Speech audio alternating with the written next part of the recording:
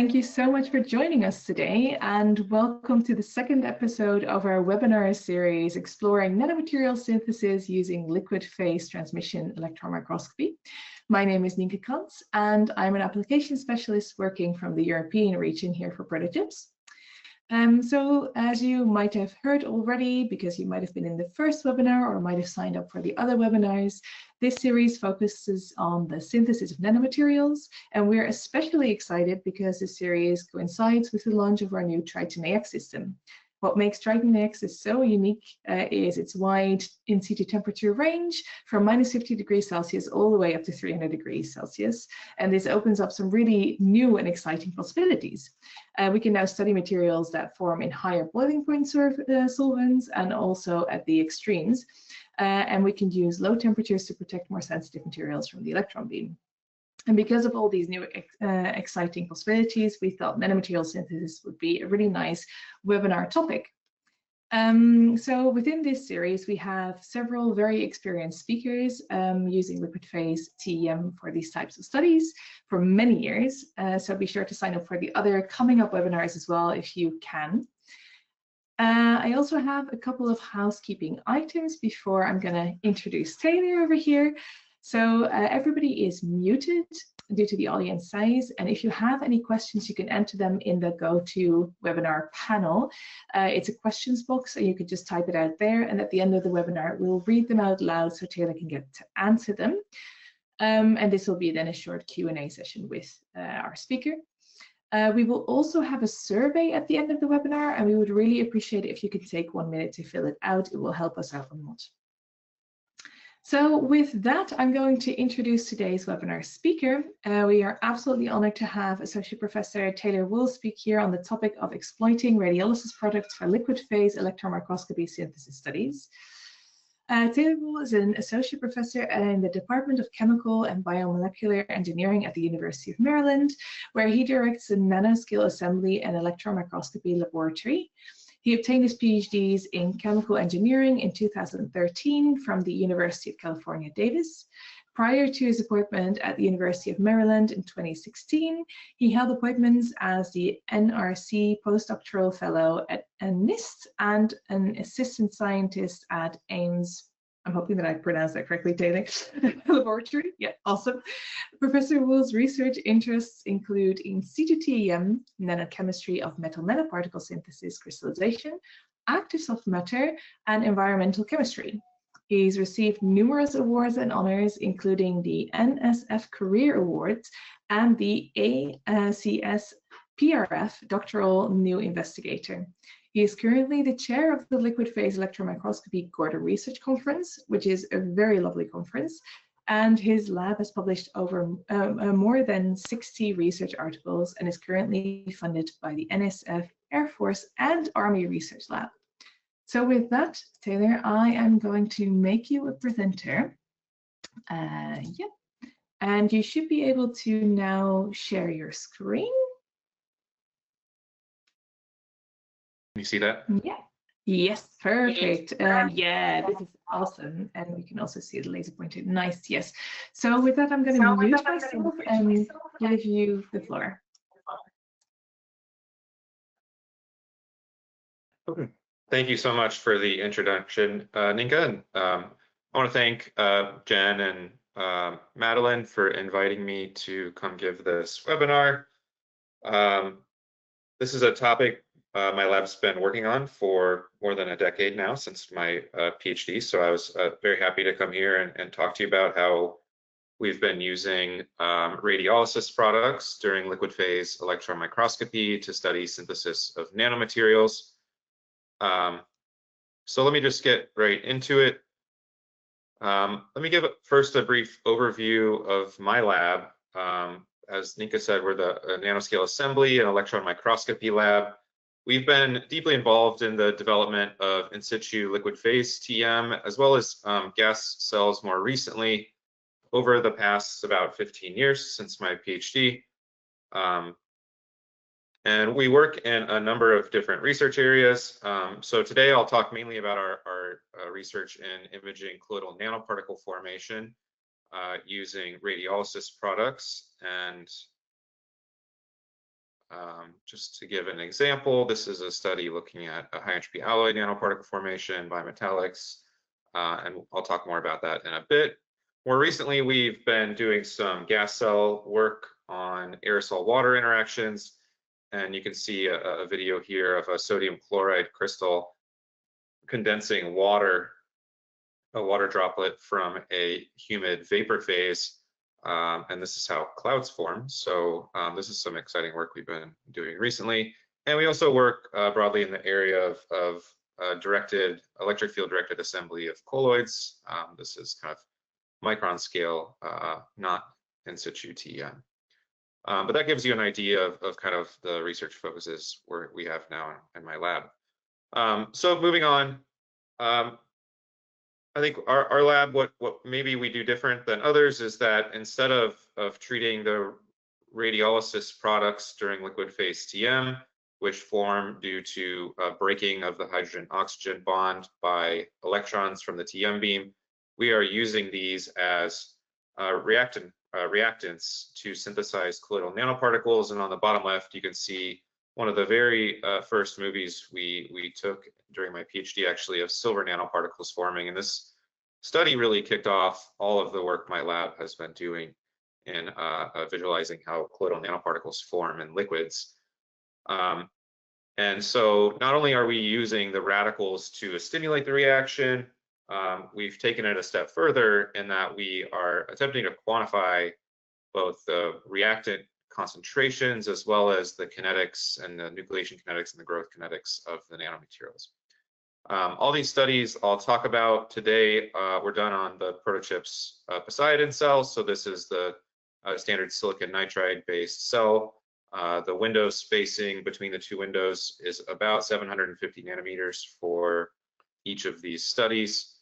We're using a 200 kV electron microscope, transmission electron microscope, and all of the studies we do are in scanning TEM mode. So let's talk now a little bit about radiation chemistry and how this applies, how we can apply this to nanocrystal synthesis. Most people here should know that when we hit water with high energy electrons, the water undergoes radiolysis, and this forms a number of different chemical species, some of which are radicals and some of which are molecular products. I just show the radicals here, which are involved in nanoparticle synthesis. So we get aqueous electrons, hydrogen radicals, and hydroxyl radicals. These are oxidizing products, and so if we want to be reducing our precursors into metals, we don't want these in solution. And so we can do things like add hydroxyl radical scavengers. Alcohols are very good at scavenging hydroxyl radicals, so we've used in the past tertiary butanol reacts with hydroxyl radicals to form a less oxidizing organic radical. This radical can also react with oxygen, which can oxidize metals as well, to again form something less oxidizing. These are very fast reactions. And so this can kind of help us shift the overall redox balance to be more strongly reductive. For instance, if we're synthesizing silver particles, we can somewhat eliminate the silver oxidation reactions. To quantify these processes, we always are doing dose rate controlled experiments. So the way we define dose rate is the beam current times the stopping power of water. This is basically the inverse of the inelastic mean free path. And then this is divided by the area, the image area. So this is kind of the area averaged electron flux. That's how you can think about it. This number changes as a function of magnification and beam current. And then we can also do simulations of the radical concentrations. And for instance, this simulation from our 2018 chemistry materials paper shows if we add tertiary butanol to the solution, the overall reducing power of the solution increases by several orders of magnitude compared to no tertiary butanol. And as you'll see as going forward, these simulations have been very instrumental to our work in understanding nanoparticle synthesis. So before we get started, let's talk a little bit about liquid phase TM, radiation chemistry versus traditional solution chemistry. And our goal here is to kind of understand nanoparticle growth and formation in the context of solution phase synthesis. And so perhaps we can get some insights that would allow chemists to improve solution phase chemistry. That's kind of the goal here. And in order to do that, I think a comparison between the kinetics and the thermodynamics of radiolysis and solution chemistry is very pertinent. So here on the left, I just show the standard reduction potentials of different chemical species, where the red ones are the ones we're generating with radiolysis, and the blue ones are ones that may be used during solution phase synthesis, and then the black are generated through both processes. And so immediately we see that the radicals we're making with liquid phase TM are much more strongly reducing or oxidizing than what we would be using in our in a regular solution chemistry experiment. This is, however, just a thermodynamic consideration. We can also kind of play with kinetics to get closer to solution phase chemistry. Speaking of kinetics, we can kind of now compare the kinetics of solution chemistry, like in a flask. If we look at, for instance, the concentration as a function of reaction time in this is a batch reactor, right? The concentrations of our reducing agent and our metal precursor are both on the order of millimolar, and they're going to decrease monotonically over time because this is a batch reactor. This is going to lead to second order metal generation kinetics. So metal atoms will be generated following this rate expression right here, and the monomer supply rate will decrease with time as we deplete metal ions and precursor from solution. Now let's compare this to liquid phase TM. The important thing to note here is, right, we're illuminating a very small region of the sample on the order of femtoliters in volume, and that region is surrounded by a very large bath of water, which is not of liquid, which is not being irradiated. And so what that leads to is the establishment of a steady state concentration of both the reducing agent, which is created by the electron beam, these aqueous electrons, and the precursor, which is everywhere in the solution. So we're depleting it here, but it's diffusing in to replenish. And so if we now look at the concentration as a function of reaction time, this looks like a continuous reaction now, and it is, right? We're continuously supplying precursor and reducing agent. And so nanoparticles will continue to grow and grow and grow. If you look at how metal atoms are supplied into the solution from this reaction, this looks like a pseudo zero order reaction, right, where the rate doesn't change much with time, again, due to the establishment of some steady state.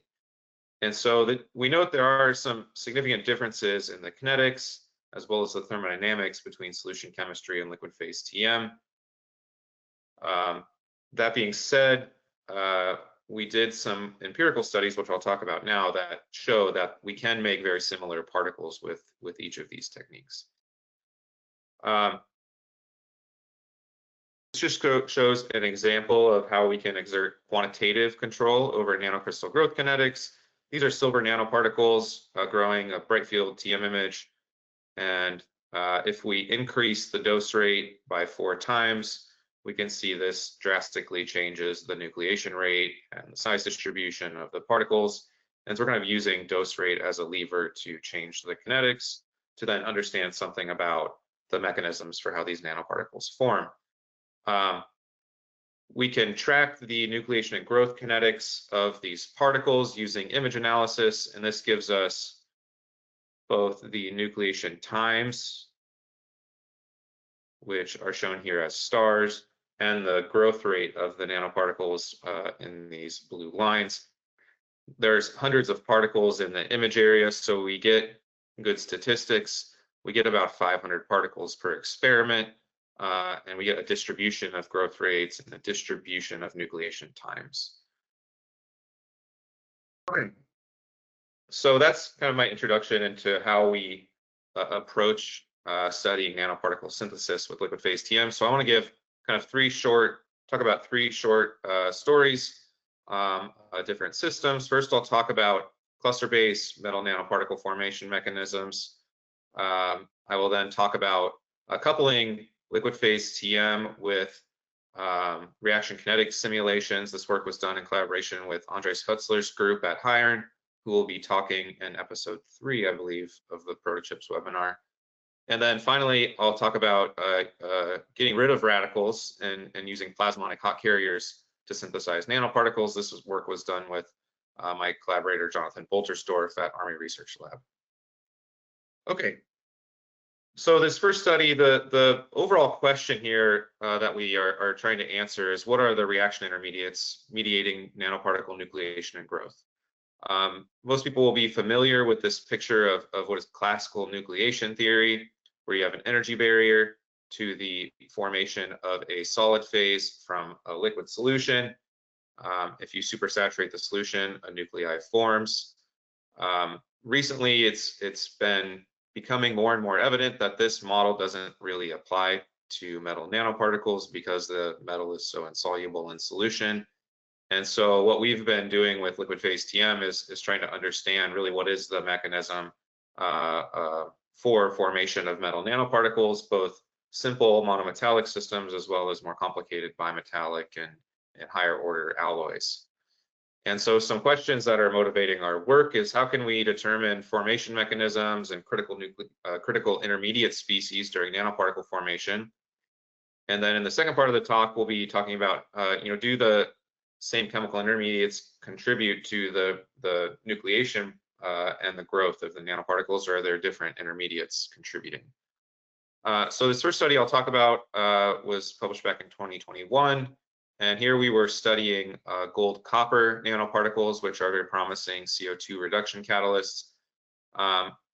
The one interesting thing of this study was that we started with a very specific metal precursor, which looks kind of like this, consisting of a number of gold and copper atoms or metal sites within the same metal salt precursor. If we look at this in mass spec, we see we get clusters of gold and copper, which are coordinated with thiolated PEG ligands. So these are the capping ligands.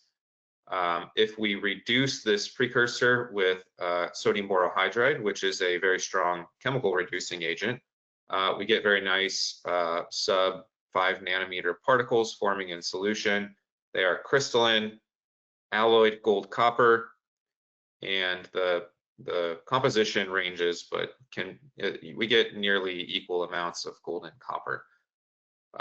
Previous studies have shown that this type of coordination complex helps encourage alloying, while if we just mix, say, copper nitrate and gold chloride without this coordination complex, you get phase separated particles, and we wanted to use liquid phase TM to kind of understand what's going on here. So on the left, this is a false colored bright field STEM movie of these gold copper particles forming. They're very small, on the order of a few nanometers, and you can see there these kind of red dots forming in the background. The liquid is relatively thick here, on the order of 750 nanometers to a micron, so our resolution is not great, and so we don't have any quantitative analysis, but this study really focused on kind of identifying the intermediates. One thing we started doing back in 2021 was to then take apart our liquid cell and do high resolution TM imaging on these silicon nitride chips after drying them out. And we saw something very interesting in this study, was that alongside these crystalline nanoparticles which were forming, we have very small cluster intermediates. So these fuzzy little spots here are on the order of about a nanometer. They're non-crystalline, and so this suggests these could be intermediate species for the formation of this crystalline nanoparticle. As I mentioned earlier, we wanted to also understand how do these nanoparticles compare to what we're forming with solution chemistry. And to do this, we did some dose rate controlled experiments.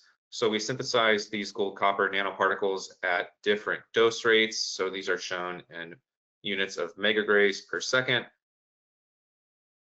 This number was changed by changing the magnification of the electron beam. And then we took the sample out of the liquid cell, dried it out, and then measured its particle size distribution. And then we also did that same thing for nanoparticles synthesized just with solution chemistry and sodium borohydride. And what we see is that we get a very distinct particle size distribution for the solution phase synthesis, this black curve, where we have a lot of small particles. The preferred size of the particles is on the order of 1 nanometer. Note that this is normalized to the average particle size, right? So this is dimensionless down here. And then it has a tail that goes down to about 2. If we keep the dose rate below about 20 megagrays per second, the in situ experiments reproduce this particle size distribution shape very well. However, if we continue to increase the dose rate, this bump right here disappears, and we start to get a much longer tail in the size distribution, and this is due to aggregation of particles. And so it seems like for relatively low dose rate conditions, we can reproduce the size distribution that we would form with solution chemistry. Similarly, we did a lot of energy dispersive X-ray spectroscopy to measure the composition of these particles, and found that the composition for the in situ synthesized particles and those made with solution chemistry were very similar. So the blue and the red compare in situ and solution chemistry, and we can see there the median values are very close to each other and within statistical error of each other. I'll talk about the pink data in a bit. Like I said, we were able to take these particles out of the liquid and characterize them further with high resolution electron microscopy. So these are synthesized at a low dose rate, under 20 megagrays per second. We see we get nice round particles. They are single crystals.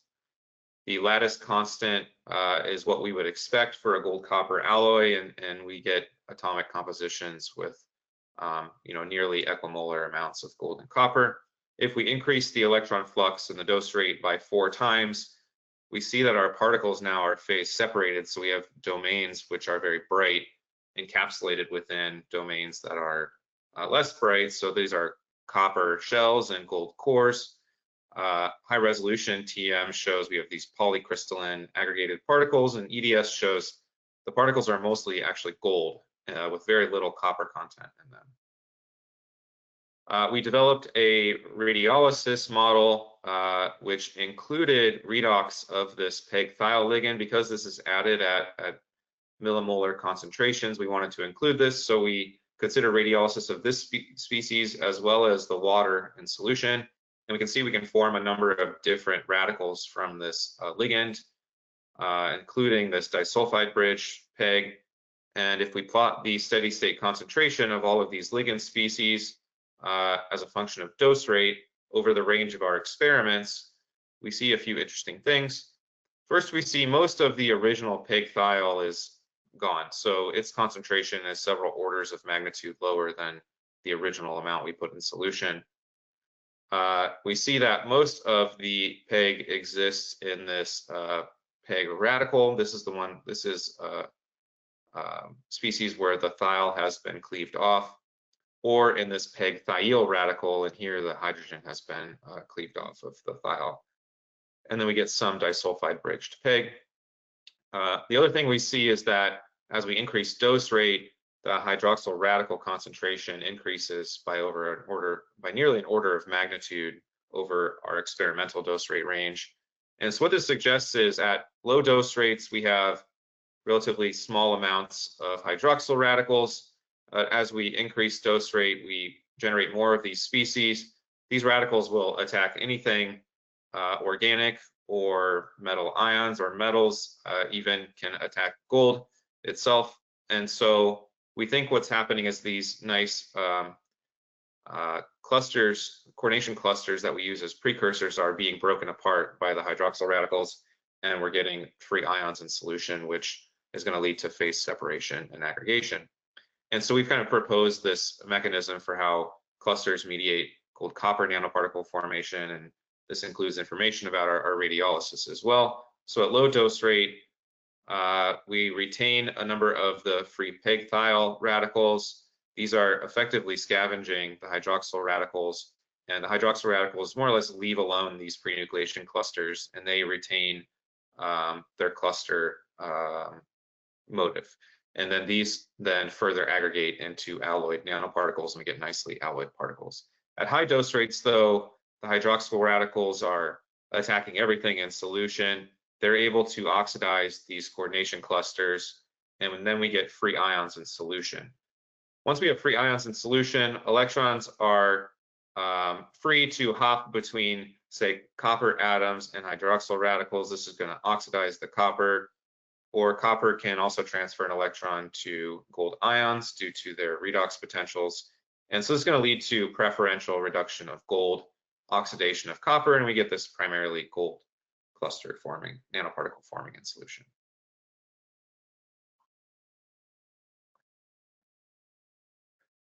So we did a few studies, more kind of qualitative studies on how these alloyed and then high entropy alloyed particles form. Following that work, we wanted to kind of reconcile this with theory. And so we turned to our collaborators at HiIron, Andres Hutzler and Berg Fritsch, worked with us to develop radiolysis models for silver nanoparticle formation to allow us to better quantify the nanoparticle formation mechanisms. And so this schematic you see here on the left actually comes from the radiation chemistry literature. This describes conceptually how high energy radiation, such as gamma rays or electrons, cause the nucleation and growth of nanoparticles. And we kind of looked at this picture and thought, well, this is a lot more complicated than how we think about nanoparticles forming during liquid phase TM. Can we reconcile this picture with what we're seeing during liquid phase TM so that we can, you know, kind of be in line with the radiation chemists, which have been studying these types of systems a lot longer than we have. And they have a lot of really nice quantitative kinetic measurements, but they're really doing spectroscopy. And so we want to kind of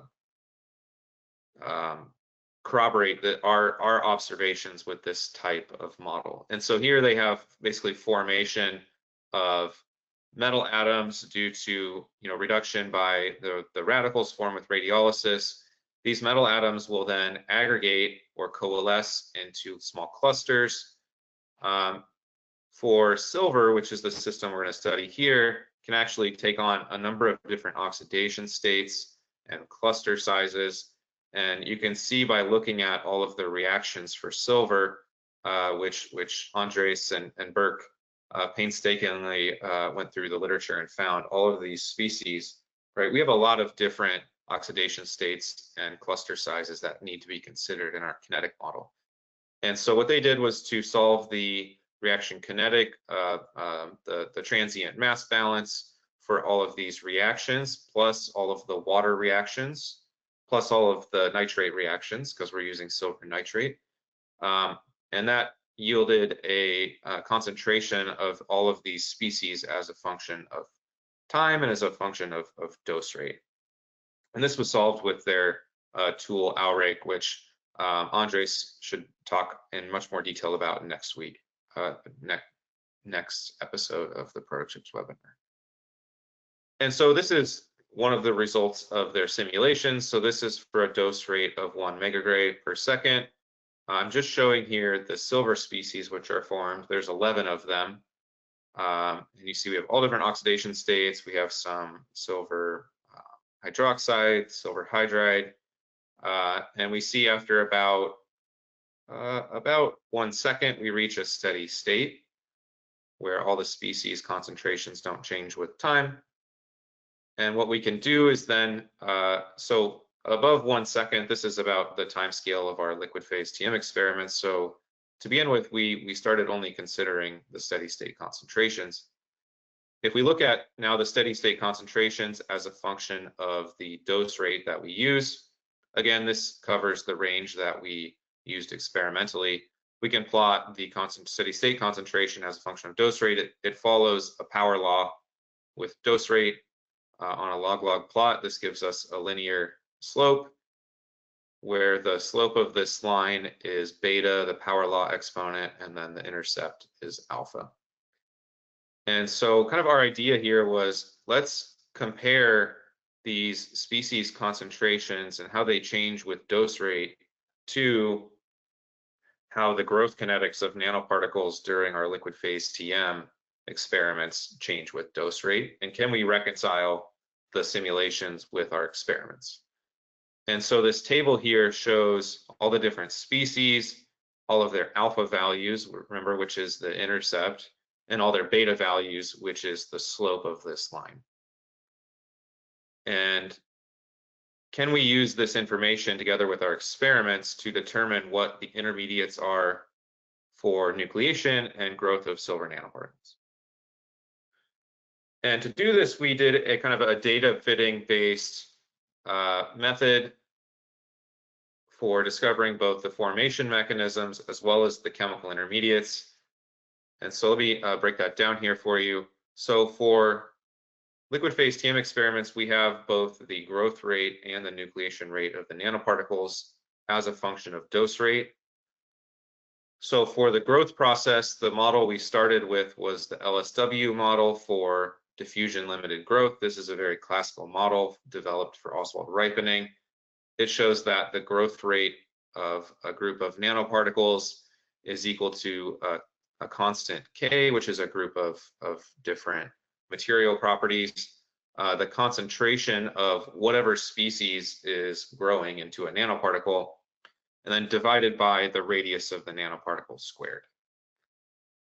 And what we did to then compare this model to the simulations and experiments was to say, okay, let's assume that whatever species is contributing to growth of nanoparticles follows this power law dependence on dose rate.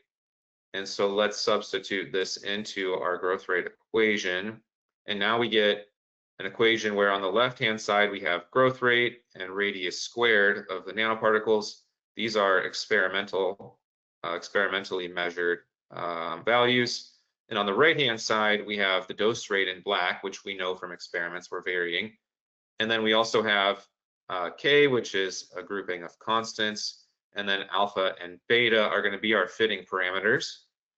And so we will fit this equation to our experimental data and get values for alpha and beta prime. And then we're going to compare those to the alpha and beta values that we got from Burke and Andres's numerical simulations of the radiolysis kinetics shown here on the right. And we're going to say, well, which of these values here in this table is close to the ones we're calculating from our fitting of the experimental data?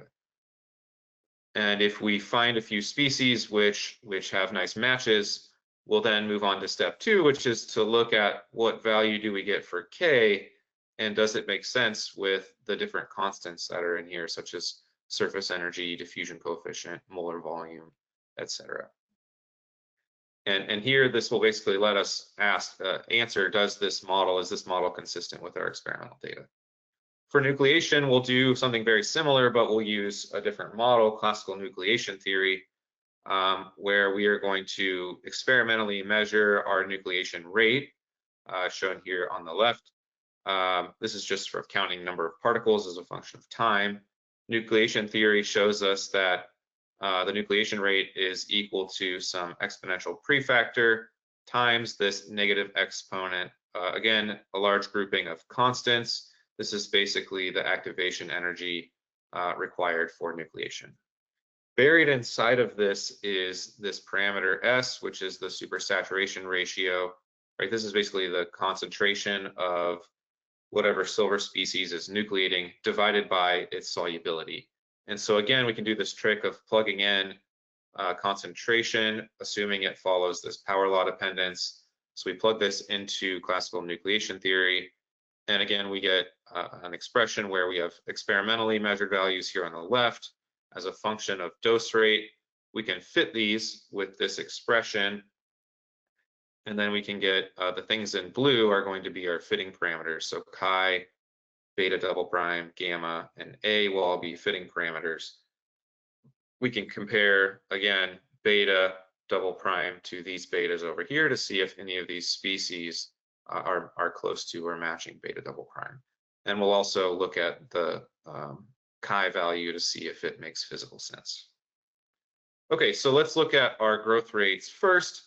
So this plot shows the growth rate squared, the growth rate times the average radius of nanoparticles squared. So this is experimentally measured data here in the blue data points. So we took several measurements per dose rate. You can see, interestingly, that the growth rate doesn't really change significantly with dose rate. And then if we fit this expression, we get this black, thick black line here in the center. That's the fit, and then the red shows the confidence interval for the 95% confidence interval. From this, we're going to get values for beta prime and k times alpha prime. And so let's go now compare this value of beta prime to our table, and we see two species are giving us values of beta which are within the error bars of this value. So silver minus and silver 4 are both giving us values which are within the statistical error of this value. And so this suggests these species are implicated in the growth of the nanoparticles. And if we go back and we look at our steady state concentrations, that makes sense. These species have the highest concentration, are predicted to have the highest concentration in solution. I don't have the reactions up here, but if you look at the reactions, also the rate constants for these reactions are very large. They're nearly diffusion limited reactions. And so it makes sense that they would be very concentrated in solution, and they're going to be the species which are diffusing to the surface of the nanoparticles and causing them to grow. Let's turn now to nucleation. So again, the diamonds here are experimental measurements of nucleation rate. The black line is a fit to classical nucleation theory. And so you see we do get a nice fit to our experimental data. However, if we start to carefully inspect these values, which we get for our fitting parameters, things don't quite add up. Beta, you can see, is going to match, beta double prime is going to match some of our species like silver 4 and silver minus. And so we move to the next step of looking at these other constants and asking, are these physical numbers that we get, are they comparable to what theory says? Looking over here, chi is basically a collection of material properties contributing to the activation energy for nucleation. And so it has things like interfacial energy, molar volume, and kBt. So these are all basically constants. They don't change. There's no wiggle room here. F is a shape factor, and this can vary between about 0.1 and 1. And so chi should have values of about 10 to the 3 to 10 to the 4.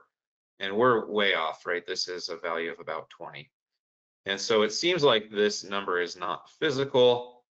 Similarly, if we look at gamma, this should have a value of about 10 to the 7. This is effectively the supersaturation ratio.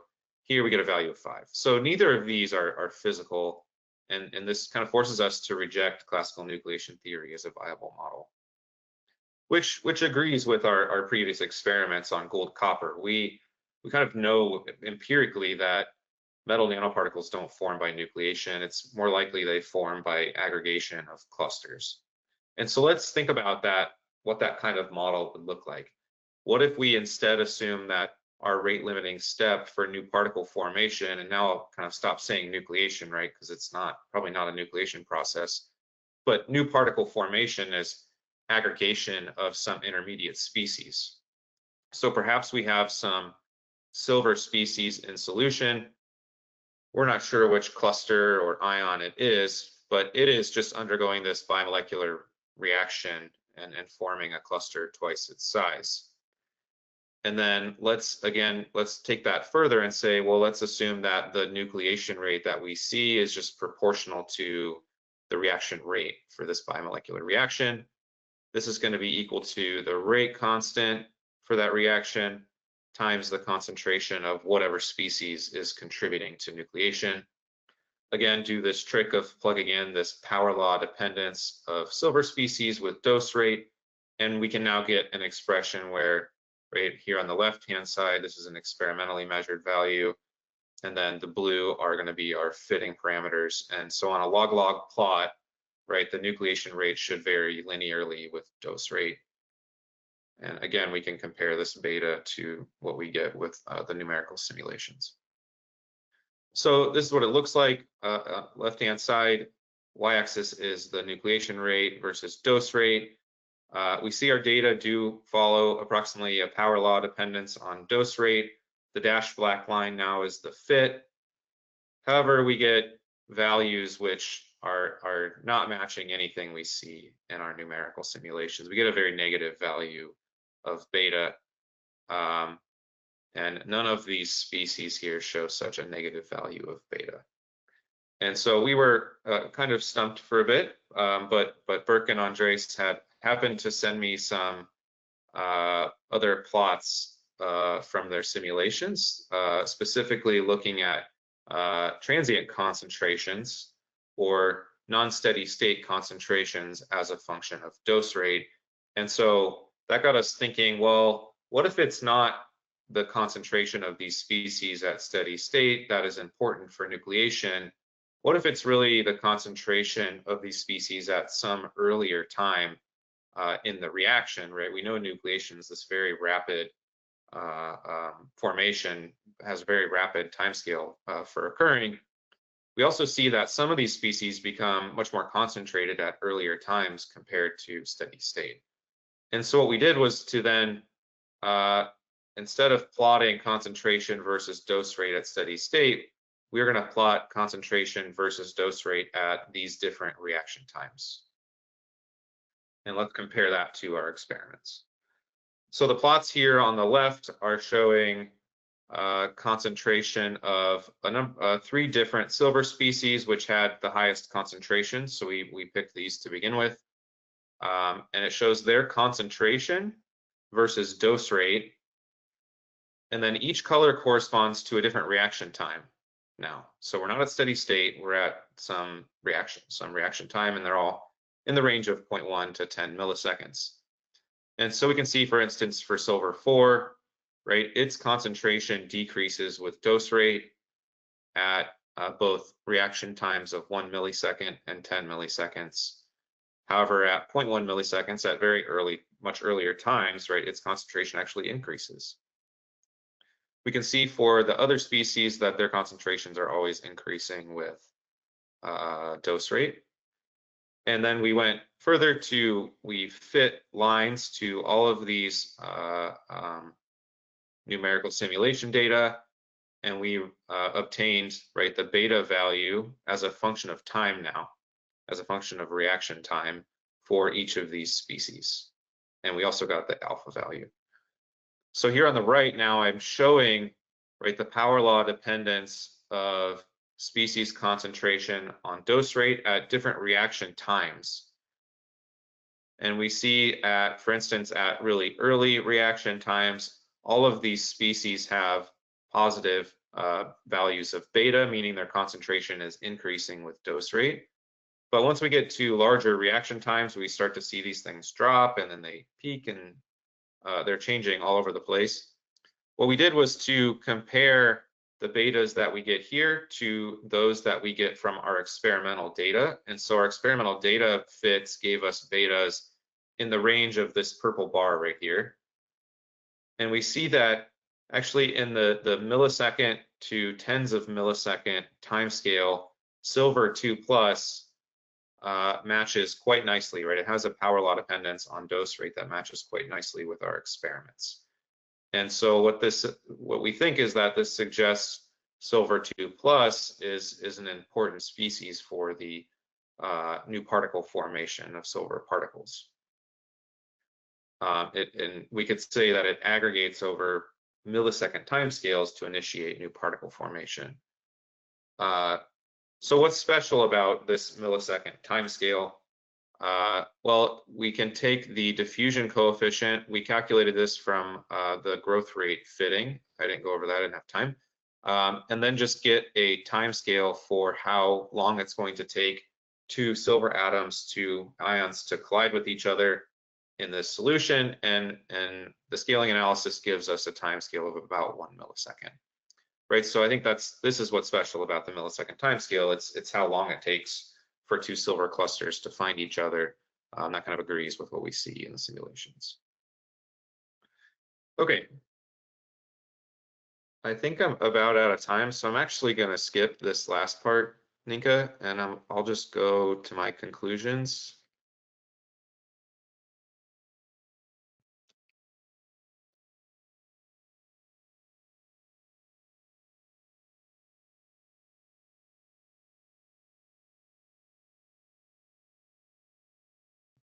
So as I wrap up, I just want to acknowledge all of the students that did this work. The gold, copper, and metal cluster work was done by Drs. Mei Wang and Jiayu Sun, who were both PhD students in my lab. I didn't get a chance to talk about the work on plasmonics, but that was done by Amy Chen. She's works at the Army Research Lab. The image analysis was done by Chi-Woo Park at University of Washington. And as I said, Dr. Bert Fritsch, who now works at Zeiss, Andres Korner, PhD student at Iron, and Andres Hutzler did all of the silver radiolysis modeling for us. I want to thank our funding for this work. I want to give a quick plug. Ninka mentioned that I'm one of the co-chairs for the Liquid Phase TM Gordon Conference. I'm sure most people know about this, but just to give you a reminder, this conference is coming up January 25th through the 30th in 2026. It's going to be held in Ventura, California. This QR code will take you to the website to register for this conference. I would encourage everybody to register, come give a poster, come see all of the talks. All the top speakers and researchers in the field of liquid phase TM are going to be there. We're really excited for this conference and hope that we can get some really good attendance. With that, I will put up QR codes for some of our papers that I talked about today, and I'm happy to take any questions.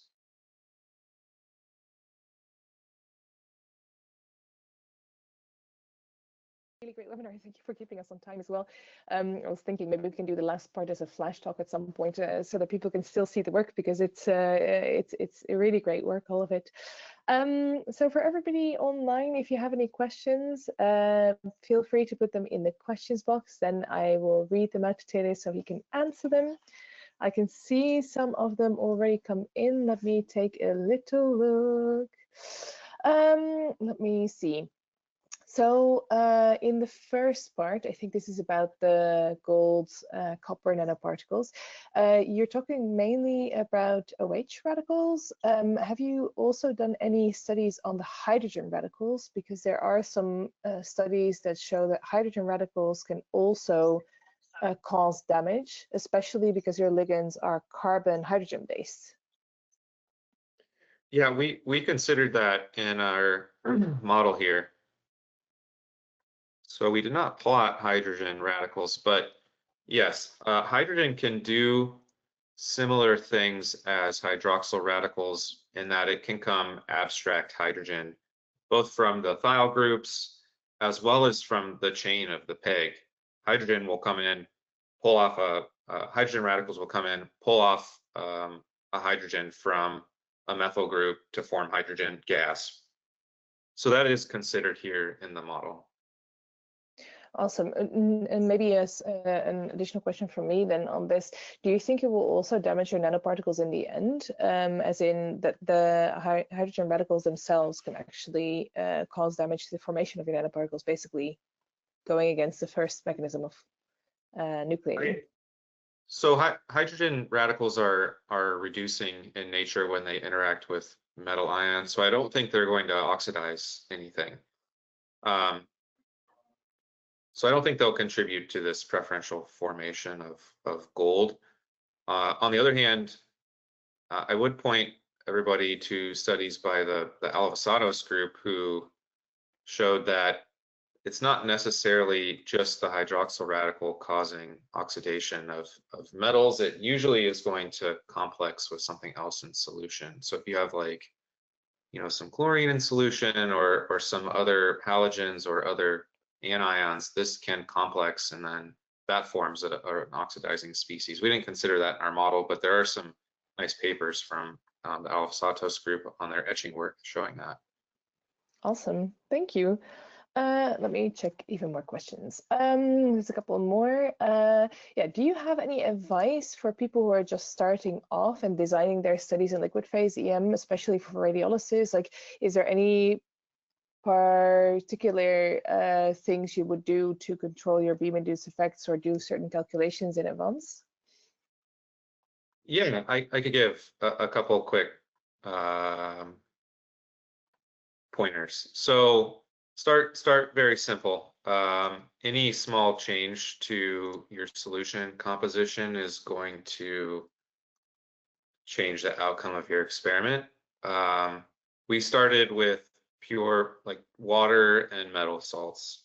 And I've only in the last 5 years started adding ligands to solution because that really changes things. It's good to have some kind of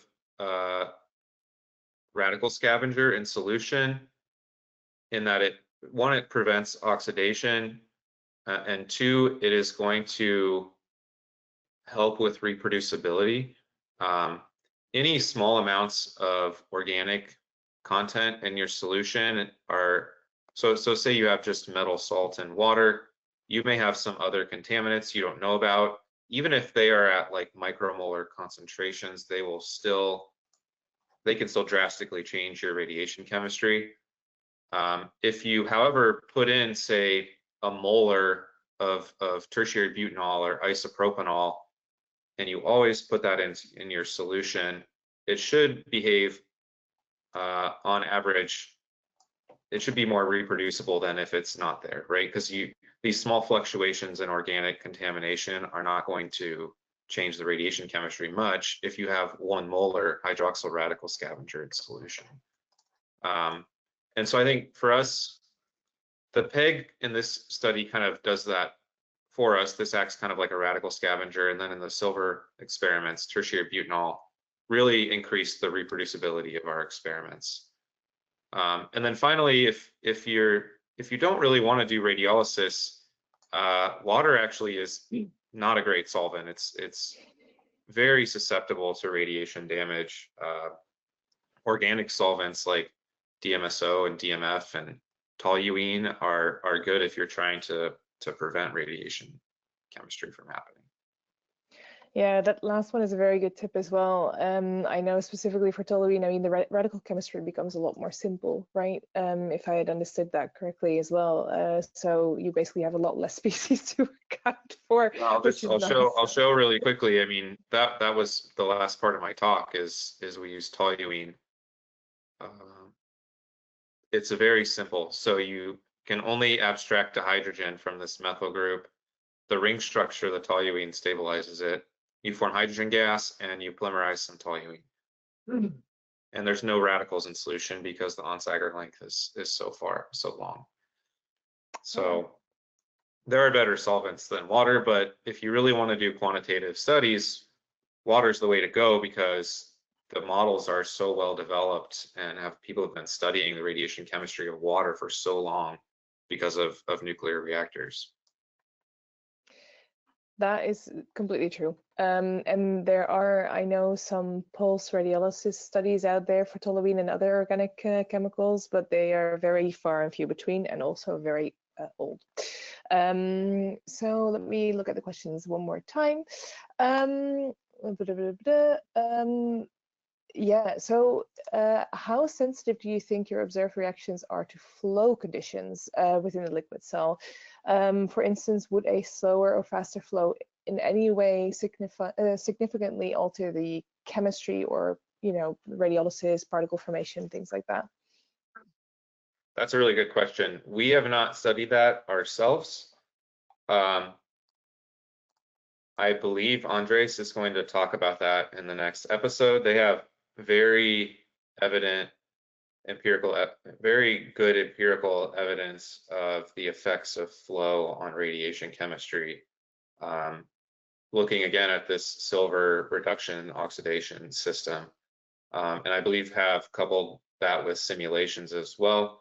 I will say flow does not do what you think it does. Flow does not remove the radicals. I know that that was maybe originally the perception. If you look at the work from Nanogoon in Spain, they've done some simulations. Stefan Merkens and his colleagues. Actually, flow can increase the concentration of radicals in your image area by removing molecular products preferentially, and that kind of shifts the balance to radical formation. So it can be very sensitive. I'll also note that all of the liquid cells commercially available, I don't know that we understand enough about the flow to do very systematic experiments yet. I'll say that as well. And that makes a little sense. Thank you for that answer. I think that answers that question perfectly. Maybe one question from my side as well. If you were to conduct any experiments at different temperatures, maybe go lower or higher in temperatures, is there anything you would like to do, or is there anything you have any expectations on how temperature might influence, you know, all of this? Because there's so much more. That's a great question, and we actually have almost like a whole data set, which I did not show today, on temperature dependence. Just because we don't fully understand what's going on, but we have a set of data for gold particle formation at different temperatures and dose rates. And I'll say I think that there's some very interesting interplay between temperature and radiation chemistry and other effects like electric fields, double layer formation, diffusion. And so I don't want to, I guess, say our preliminary conclusion, because I'm not super confident in it yet. We need to do some more work on it. But I'll say it's, you can consider temperature dependence of all of these radiation, radiolysis kinetics equations, right? I mean, we can consider how rate constant changes and how G values change. I'll say for us, that does not fully explain the temperature dependence that we see, and we think that it's actually other effects, such as electric fields and diffusion of ions in solution, which is playing a large part in the effects of temperature. So I don't think that the temperature dependence of radiolysis has fully been understood for nanoparticle synthesis. Yeah. I totally agree with you. There's not many studies out there in general that do temperature studies plus radiolysis. So I think there's a lot more work to be done. Maybe for everybody watching, if you want to start a new project, temperature studies and radiolysis might be a good one. I see a last one come in, and then if there's other questions come in, I will also refer to you later, and then maybe we can catch up in emails if there's anything more coming in. There's one more question here, and then we can wrap up, and that is, let me see, with the methods and calculations that you're showing and that can now be done and have been done, do you feel we can obtain any quantitative control over the environment in liquid phase electron microscopy? That's a great question. I would still say that what we are calculating and our understanding is semi-quantitative. And I say that because I don't think that we have included all of the relevant physics and chemistry in our numerical models. So the simulations I showed today assume there's no diffusion. We know that gets us within about an order of magnitude of the full simulation with diffusion. Right, so these trends we're seeing are internally consistent and internally quantitative, but maybe not absolutely quantitative. So to really quantify things, right, we need to include diffusion. My lab's also doing work considering electric fields which are formed in the liquid, which I again was not quite ready to show today. That is going to change species concentrations as well. So things like double layer formation are important. Electron beam charging of the silicon nitride is going to change species concentrations locally. And then aside from that, we are still using G values, which are empirical numbers for like the production rate of these radicals. All these G values were obtained from pulse radiolysis studies with gamma rays, low dose rates, low LET radiation. The G values are likely different for our experiments, but we don't know what they are. There are at least one group I know of trying to figure those out. It's Patricia Abalon's group at CNRS in France has an ERC grant to essentially determine new sets of G values for dose rates relevant to liquid phase TM. So what we're doing now is at best semi-quantitative, maybe qualitative. So I don't think we're quite there for true quantitative control like you would get in, say, a pulse radiolysis experiment. That makes a lot of sense, and thank you also for the mentioning the other studies that are being done, because I think this is so important to get the background good before you actually start doing nanomaterials synthesis or anything at all actually in liquid cell, because a lot of people do a lot of studies without knowing the radical chemistry, and you then never really know what's going on in your liquid cell. So thank you so much for this great talk. If there's any more questions that come in, I will make sure to send them through in email to you as well, so that they can contact you. And everybody, thank you so much for attending, for listening, and we hope that you sign up for the next webinars as well. There's a couple more great ones coming up in a couple more weeks.